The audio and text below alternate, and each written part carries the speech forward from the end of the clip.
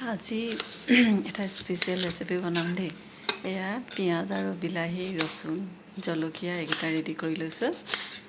তাৰপিছত আমি বনাবলৈ ষ্টাৰ্ট দিম। প্ৰথমে পিঁয়াজখিনি কাটি ল'ম। পিঁয়াজ আৰু বিলাহী, ৰচুনকেইটা এনেই আপুনি খুন্দি দিলেও হ'ব আৰু অকণমান থেতেলিয়াই ল'ব লাগিব। তাৰপিছত আমি বনাই থাকিম লাহে লাহে দেই। এইটো ভাতৰ লগত খোৱা ৰেচিপি বা ৰুটিৰ লগতো খাব পাৰে। প্ৰথম তেল দি ল'ম। তেলখিনি গৰম হ'লে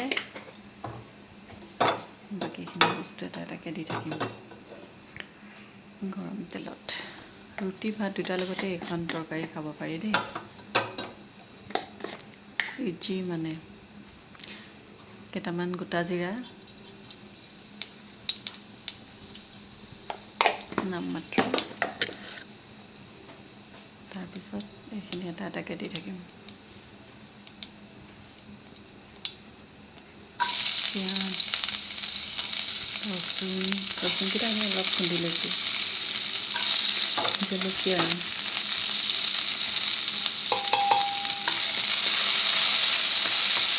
এইটো মাটি দাইলৰ ৰেচিপি হয়। অথনি মানে আমি দিনত খোৱা মাটি দাইল থাকি গৈছিলোঁ যে এইটো প্ৰচেছত বেলেগ টাইপত বনাই খাম। দিনত চিম্পুলকৈ বনাইছিলোঁ।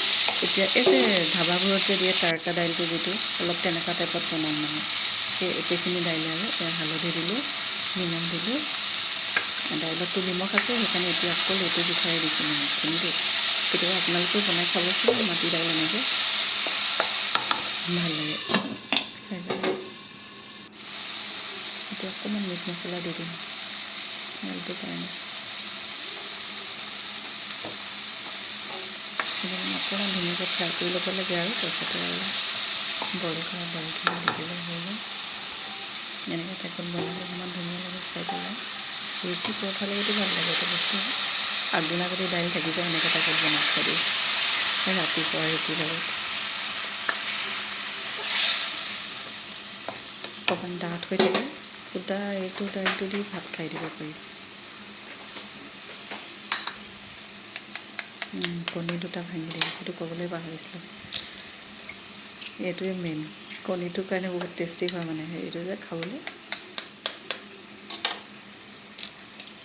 ল'ৰা ছোৱালীবোৰক মানে বুদ্ধি কৰি খুৱাবলগীয়া হয়। সিহঁতে ভাজি চাজি ইমান ভাল নাপায় যে, আৰু মাটি দাইলো বৰ এটা ভাল নাপায়, কিন্তু এনেকৈ বনাই দিলে খাই ভাল পায়।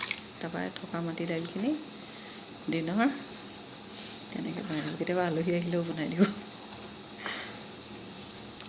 দিনত মানে আমি যেনেকৈ বনাওঁ চিম্পুলকৈ তেনেকৈ বনাইছিলোঁ। ৰাতি অলপ মানে বেলেগ টাইপত এইখিনি বনাই দিছোঁ। অকণমান ধনিয়াৰ দিনত ধনিয়া চনিয়া দি দিলে ভাল লাগিব আৰু। নাছিলে ধনিয়া একো, সেইটো কাৰণে নাই দিয়া। এইটো কচুৰি মেথিকে দি দিছোঁ অকণমান। কচুৰি মেথিটো মোৰ অল টাইম ফেভৰেট, চবতে দি থাকোঁ।